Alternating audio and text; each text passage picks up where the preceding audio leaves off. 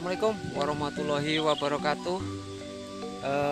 Teman-teman para master tembikar dan semangka, saya ucapkan salam berjumpa lagi dengan saya Ayat TV Channel.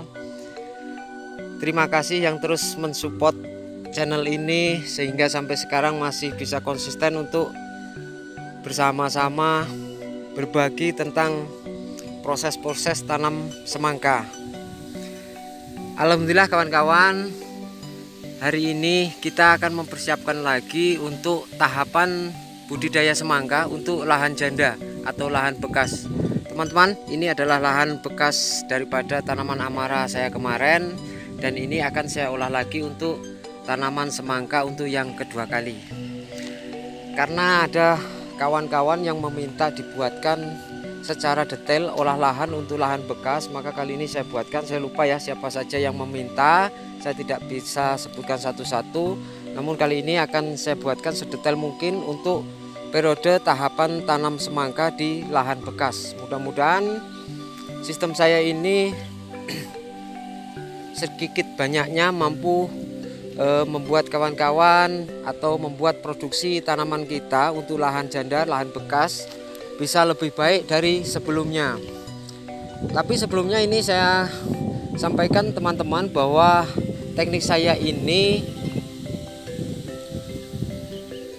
mutlak atau murni yang saya gunakan. Jadi bukan teknik orang lain, tetapi ini memang akal saya atau teknik saya, sehingga nanti bila ada perbedaan dari sahabat-sahabat yang lain tentang budidaya tanam semangka ini, karena kita ketahui bahwa proses tanam semangka masing-masing petani itu mempunyai sistem sendiri-sendiri. Baik teman-teman, untuk lebih enak dan lebih langsung dipahami, kita mulai dari proses olah lahan. Ini sementara sudah saya lotari, sudah saya buat bedengan. Jadi jarak untuk bedengan 5 meter antar bedengan. Kemudian untuk jarak tanam nanti kita buat sesuai dengan plastik. Kebetulan plastik mulsa saya tetap menggunakan plastik yang lama, jadi 4 kali ini saya gunakan untuk plastik mulsanya.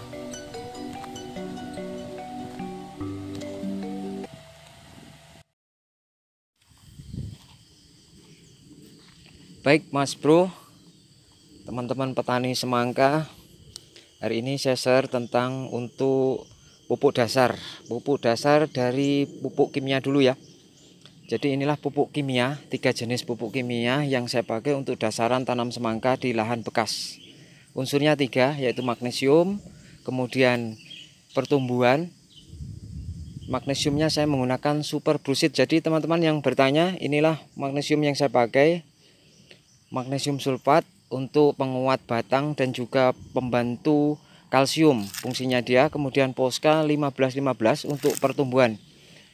Dan yang terakhir adalah untuk fosfat akar, saya gunakan SP36. Murah-murah saja, murah meriah ya, nggak perlu yang mahal-mahal, yang penting hasilnya bisa sedikitnya mengimbangi. Kemudian untuk kohe, teman-teman, kohe untuk lahan 1 hektar teman-teman bisa berikan 100 sak minimal ya untuk lahan bekas, untuk kohe murni. Sedangkan untuk sekam, saya biasa sekam itu kohe bukan murni ya, campuran, minimal 200 sak untuk lahan 1 hektar. Ngurat ya saiki, ngurat. Lalu proses penaburan itu bisa ditaburkan kohe dulu.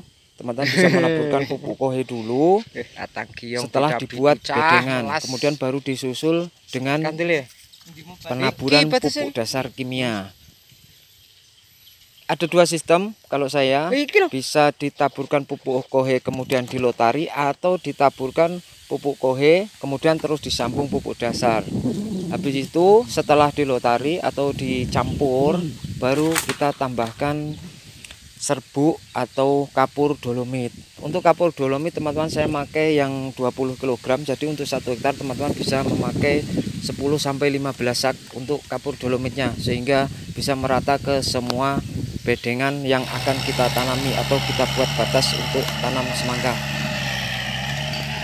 Dan sistem kali ini untuk pembersihan rumput saya agak berbeda teman-teman. Biasanya saya menggunakan racun rumput, tapi kali ini coba saya terapkan satu sistem yang pernah saya gunakan di Malaysia, yaitu penghancuran dulu tanah, pengembalian kebugaran tanah atau membalikkan unsur-unsur hara pada tanah. Jadi saya rotari atau saya hancurkan kembali, baik itu di batas bedengan maupun di bak-bakan. Jadi bak-bakan relatif saya hancurkan ya, saya ratakan dulu. Tapi nanti ke depan kita tengok pada prosesnya bagaimana dengan cuaca. Bila cuaca bagus, mungkin insya Allah kita memberikan herbisidanya tidak terlampau banyak atau bahkan tidak perlu. Bila kurang bagus, gulma tumbuh subur ya, kita bisa lakukan pemberian racun rumput.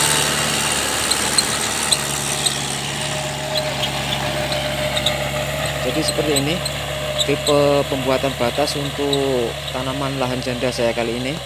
Teman-teman yang menggunakan jasa rotari itu untuk pembuatan bedengan, usahakan memakai lijer atau batas untuk perkiraan plastik teman-teman yang pakai ya. Jadi di situ lijer itu bisa disetel, atau kalau di Malaysia disebut apa ya lijer itu lupa saya. Ejesan ya kalau di Malaysia, jadi bisa diejes. Jadi ejes itu artinya setelan ya, bisa diejes kanan kiri gitu. Jadi untuk bedengan saya gunakan batas lijer untuk rotarinya, sehingga kita mudah menyetel untuk calon plastik mulsa yang akan kita pasang.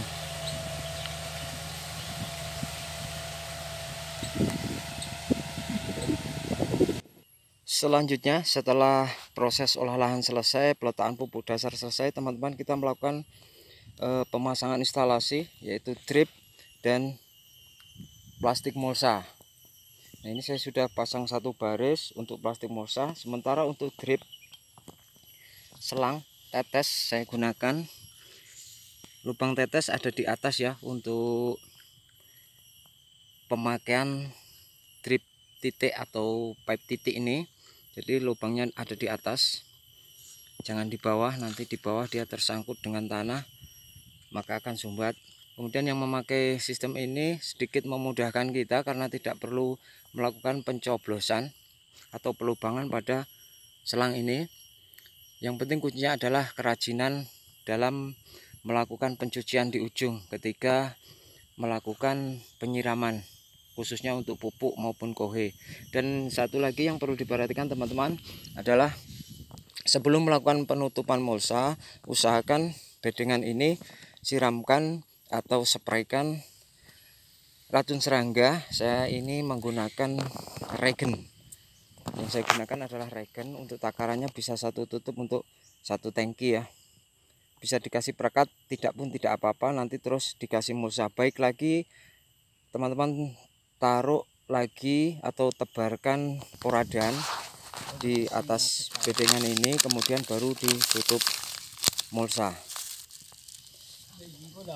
Mungkin sampai di sini dulu untuk tahapan persiapan lahan untuk lahan janda. Teman-teman yang belum paham silahkan tanyakan di kolom komentar. Mudah-mudahan dengan video ini bermanfaat dan berguna untuk sahabatku semua. Akhirnya saya akhiri, wabillahi taufik wal hidayah. Wassalamualaikum warahmatullahi wabarakatuh.